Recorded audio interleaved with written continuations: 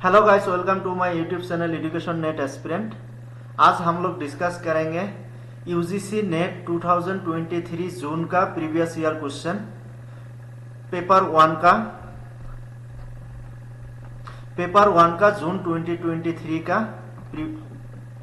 PYQ। Question number 1। In 1997, the Union government placed higher education under the category of 1997 में union government के द्वारा higher education को कौन सा कैटेगरी में दिया गया था, प्लेस किया गया था? Option 1 non merit goods, option 2 priority goods, option 3 state goods, option 4 secondary goods. इसका करेक्ट आंसर होगा ऑप्शन 1 नॉन मेरिट गुड्स। 1997 में हायर एजुकेशन को नॉन मेरिट गुड के अंडर प्लेस किया गया था। उसके बाद question number 2। Some of the threads to efficient communication for the community as a whole related to the values of.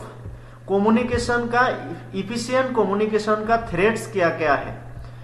A operation, B power, C wealth, D respect. इसमें से देखो efficient communication का thread, eight first देखो power efficient communication का एक थ्रेटेंट है, communication में दिक्कत लाता है पावर, तो बी आएगा कंफर्म। बी देखो 1 और 2 ऑप्शन में है, इसका मतलब इन दोनों में से कोई एक ऑप्शन होगा। और देखो सी कॉमन है, इन दोनों में सी भी कॉमन है, इसका मतलब सी आएगा, वेल्थ आएगा confirm. And A and D में से देखो कौन सा आएगा? ए क्या है? ऑपरेशन, एंड डी क्या है? रेस्पेक्ट। यस, डी आएगा, रेस्पेक्ट। रेस्पेक्ट के वजह से कोई इफिशिएंट कम्युनिकेशन नहीं भी हो सकता है। अगर तुम्हारा किसी के साथ कोई रेस्पेक्ट नहीं है, उसके साथ आप इफिशिएंट कम्युनिकेशन नहीं कर सकते हो। तो इसका करेक्ट आंसर होगा option 2 B, C and D. Power, wealth and respect are the threads to efficient communication for community. उसके बाद question number 3। Chemical oxygen demand COD is a major of. Chemical oxygen demand किसका measure है? Option 1 inorganic matter in water, option 2 all chemical presents in water, option 3 all organic matter in water, option 4 only some specific organic matter in water. देखो इसका correct answer है all organic matter in water. Water के अंदर जितना भी organic matter है वो सबका मेजर है COD। COD is a major of the total amount of organic pollutants, both biodegradable और non biodegradable, present in water. Water में जितना भी, पानी के अंदर जितना भी non biodegradable and biodegradable pollutants है, ऑर्गेनिक पॉल्यूटेंट्स है, वो सबका मेजर क्या है? Chemical oxygen demand. तो इसका करेक्ट आंसर होगा option 3 all organic matter in water. उसके बाद question number 4। Which is the largest of this data storage capacity. देखो मेमोरी कैपेसिटी के बारे में दिया हुआ है, इसमें से कौन सा लार्जेस्ट है? Option 1 2048 MB, option 2 2 GB, option 3 2050 MB, option 4 100,000 KB। इसमें से देखो कितना KB में कितना MB होता है, कितना MB में कितना GB होता है, कितना GB में कितना TB होता है, इसके बारे में जानना पड़ेगा। अगर इसके बारे में पता है, आप सब लोगों को पता है कि 1000 KB equal to 1 MB, 1024 KB equal to 1 MB, and 1024 MB equal to 1 GB, and 1024 GB equal to 1 TB। तो इसका मतलब देखो 2048 MB, इसका मतलब क्या हुआ? 2 GB। 2048 मतलब 2 GB, एंड ऑप्शन 2 में भी देखो 2 GB, तो 1 और 2 इक्वल है, 2 GB 2 GB। एंड ऑप्शन 3 में देखो 2050 MB, इसका मतलब 2 GB से थोड़ा ज्यादा, 2 MB ज्यादा 2 GB से। तो इन दोनों से ये बड़ा है, ये लार्जेस्ट है। उसके बाद देखो 100,000 kb, 100,000 kb मतलब क्या होगा? 9798 MB में भी 9798 MB तक होगा। तो इसका मतलब सबसे लार्जेस्ट कौन सा है? 2050 MB। Option 3 is the correct answer. इसमें देखो दिया हुआ है 1024 KB equal to 1 MB, 1024 MB equal to 1 GB, 1024 GB equal to 1 TB। उसके बाद question number 5, the internal communication needs of human beings. Human beings का जो इंटरनल कम्युनिकेशन नीड्स होता है वो किसके द्वारा होता है, किस वजह से होता है? Option 1 politically decided. जो ह्यूमन का इंटरनल कम्युनिकेशन नीड होता है वो पॉलिटिकली डिसाइड किया जाता है। ऑप्शन 2 कल्चरली डिटरमाइंड होता है। ऑप्शन 3 एक्सटर्नली इन्फोर्स करके दिया जाता है, नीड्स बनाया जाता है। ऑप्शन 4 फिलोसॉफिकली इम्पोज्ड, फिलोसॉफी के द्वारा इम्पोज्ड किया जाता है। इसका करेक्ट आंसर क्या होगा? Culturally determined. Option 2 is the correct answer. Culturally determined, जो कम्युनिकेशन का नीड्स ह्यूमन के अंदर आता है वो कल्चरली डिटरमाइंड होता है, कल्चर के वजह से होता है। पॉलिटिकली डिसाइड नहीं किया जाता है। तुम्हारा अंदर कम्युनिकेशन का कौन सा नीड है वो पॉलिटिकल पार्टी व गवर्नमेंट के द्वारा कोई डिसाइड नहीं कर देता है। और एक्सटर्नली इन्फोर्स, कोई बाहर से आके आपको इन्फोर्स नहीं कर सकता है। और फिलोसॉफिकली इम्पोज्ड, फिलोसॉफिकली आपको इम्पोज नहीं किया जाता है कि तुम ऐसा कम्युनिकेशन करो वैसा कम्युनिकेशन करो, ये कल्चरली डिटरमाइंड होता है। उसके बाद question number 6, given below are 2 statement. 2 statement दिया हुआ है, देखो कौन सा ट्रू है कौन सा फॉल्स है। Statement 1, one of the major characteristics of the good governance is that it is autocratic। Good governance का एक मेजर कैरेक्टरिस्टिक्स है ऑटोक्रेटिक होना। इट इज फॉल्स, क्योंकि गुड गवर्नेंस का एक कैरेक्टरिस्टिक्स होता है डेमोक्रेटिक होना। ऑटोक्रेटिक कोई गुड गवर्नेंस नहीं है, तो इट इज फॉल्स। ये डेमोक्रेटिक होता तो ट्रू होता, क्योंकि ऑटोक्रेटिक है। ऑटोक्रेटिक कोई गुड गवर्नेंस का कैरेक्टरिस्टिक्स नहीं है। तो statement 1 is false. Statement 2, RTI right to information is one of the tool of good governance. Right to information जो है वो गुड गवर्नेंस का एक टूल है। इट इज ट्रू, क्योंकि राइट टू इंफॉर्मेशन के द्वारा आप गवर्नेंस का कोई भी इंफॉर्मेशन के बारे में आपको पता चलता है। आपको राइट दिया जाता है कि आप गवर्नमेंट का सब कुछ जान सकते हो, इंफॉर्मेशन जान सकते हो, कैसे गवर्नमेंट चल रहा है, क्या क्या कर रहा है। तो स्टेटमेंट 2 इज ट्रू। तो इसका करेक्ट आंसर होगा option 4। Statement 1 is false but statement 2 is true. उसके बाद question number 7, which of the following are the law of memory in learning. Learning में लॉ ऑफ मेमोरी कौन कौन सा है? देखो मेमोरी के साथ रिलेटेड कौन कौन सा है वो आइडेंटिफाई करो। देखो at first, A law of perseverance, B law of inadequacy, C law of contiguity, D law of association, E law of incompatibility. इसमें से कौन कौन सा है? देखो एट फर्स्ट देखो लॉ ऑफ इनएडिक्वेंसी। इनएडिक्वेंसी मतलब क्या है? शॉर्टेज, कोई चीज का शॉर्ट होना। तो शॉर्टेज होना कोई मेमोरी के साथ रिलेटेड नहीं है, तो बी तो नहीं आएगा। बी को हटाओ, बी 2 और 3 ऑप्शन में देखो बी है, इसका मतलब 2 और 3 में से कोई नहीं होगा। 1 और 4 में से देखो कौन सा होगा। सी एंड डी कॉमन है, 1 और 4 में सी एंड डी कॉमन है, इसका मतलब सी एंड डी तो आएगा। Law of contiguity and law of association, ये दोनों तो आएगा। अभी देखो A law of perseverance. Law of perseverance मतलब क्या है?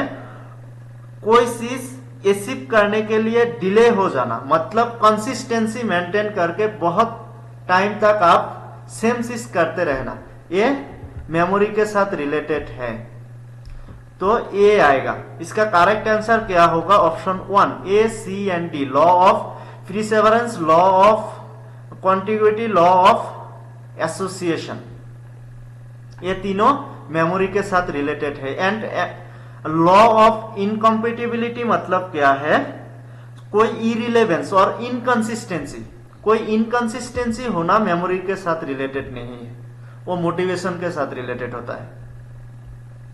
उसके बाद question number 8, according to all India survey on higher education 2021, the enrollment in higher education in India was for the first time more than the following figure।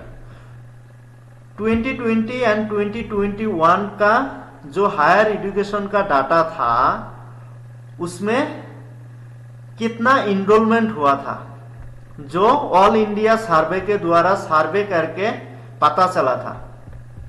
Option 1 5 crore, option 2 4 crore, option 3 2 crore, option 4 1.8 crore. देखो उस time 2020-21 का higher education में enrolment था more than 4 crore. इसका मतलब इसका correct answer होगा option 4, option 2 crore. इसका करेक्ट आंसर ऑप्शन 2 4 करोड़। मतलब 2021 में एग्जैक्ट कितना था, 4.14 करोड़ था इनरोलमेंट। तो more than 4 crore is the correct answer. And जो 2019 एंड 20 में कितना था 3.85, वो इंक्रीज होके 2020 एंड 21 में कितना हो गया 4.14 करोड़। उसके बाद question number 9, solar stills are equipment which use solar thermal energy. Solar thermal energy किसमें यूज किया जाता है? Dry grains, option 2 generate electricity, option 3 distil water, option 4 pump water. देखो इसका करेक्ट आंसर है डिस्टिल वाटर। डिस्टिल वाटर में solar thermal energy use किया जाता है। उसके बाद question number 10, the important suggestion of the Indian University Commission appointed by Lord Curzon were। Lord Curzon के द्वारा जो इंडियन यूनिवर्सिटी कमीशन अपॉइंट किया गया था उसका इंपॉर्टेंट सजेशंस क्या था? Recognition to new college to be given under stringent rules. B teaching work should be started in the universities। C, the quality of teaching should be maintained। D, establishment of vocational institution should be limited। E, the Hartog committee should be appointed। देखो university Indian university commission जो Lord Curzon के द्वारा appoint किया गया था वो कौन सा साल में आया था? 1902 में। जो इंडियन यूनिवर्सिटी कमीशन 1902 है उसके बारे में पूछा गया है। वो हार्टॉग कमेटी अपॉइंट करने के बारे में कुछ भी नहीं बोला था। हार्टॉग कमेटी कब आया था? 1929 में। उसके बारे में कुछ भी नहीं बोला था। इसका मतलब ई तो नहीं आएगा। देखो 3 एंड 4 ऑप्शन में ई है, तो इसका मतलब 3 4 नहीं आएगा। 1 एंड 2 में से देखो कौन सा होगा। 1 एंड 2 में से देखो बी एंड सी, ये दोनों कॉमन है। इसका मतलब बी एंड सी तो आएगा कंफर्म। ए एंड डी में देखो कौन सा होगा। डी क्या है? Establishment of vocational institution should be limited. Vocational institution establishment को लिमिटेड करना चाहिए। ज्यादा वोकेशनल इंस्टीट्यूट इस्टेब्लिश नहीं करना चाहिए। नहीं, ये तो नहीं आएगा। डी नहीं आएगा, इसके बारे में नहीं बोला था, तो डी नहीं आएगा। तो इसका करेक्ट आंसर होगा option 1। Option 1 is the correct answer. A, B and C. Recognise new college, new college को रिकॉग्नाइज करना, टीचिंग को स्टार्ट करना यूनिवर्सिटी में, and C quality teaching maintain करना। ये तीनों के बारे में बोला था। उसके बाद question number 11, quasi experiment are usually conducted. Quasi experimental research कहाँ कंडक्ट किया जाता है? Option 1 laboratory setting, option 2 real life setting, option 3 simulated setting, option 4 manipulated field setting. इसका करेक्ट आंसर होगा option 2 real life setting. Quasi experimental research एक research का design है इसमें क्या होता है, एक्सपेरिमेंटल रिसर्च की तरह ही होता है, लेकिन इसमें कंट्रोल ग्रुप नहीं होता है एंड रैंडम असाइनमेंट नहीं होता है। एक्सपेरिमेंटल रिसर्च कहाँ किया जाता है, लेबोरेटरी में, एंड साइमुलेटेड सेटिंग में भी क्वाजी एक्सपेरिमेंटल रिसर्च नहीं किया जाता है, रियल लाइफ सेटिंग में किया जाता है। जो क्वाजी एक्सपेरिमेंटल का कैरेक्टरिस्टिक्स क्या है, कोई कंट्रोल ग्रुप नहीं होगा एंड रैंडम असाइनमेंट भी नहीं होगा, तो इसका मतलब रियल लाइफ सेटिंग में होगा, एंड मैनिपुलेटेड फील्ड सेटिंग भी नहीं हो सकता। ये एक्सपेरिमेंटल रिसर्च का एक कैरेक्टरिस्टिक्स है। उसके बाद question number 12, which of the following statement are logically equivalent. नीचे दिया हुआ कौन कौन सा स्टेटमेंट लॉजिकली इक्विवेलेंट है। A, some cricketers are kind man. B, some kind man are cricketers. C, some cricketers are non kind man. D, some non kind man are not non cricketers. देखो इसमें से कौन कौन सा logically equivalent है। At first देखो, A, some cricketers are kind man.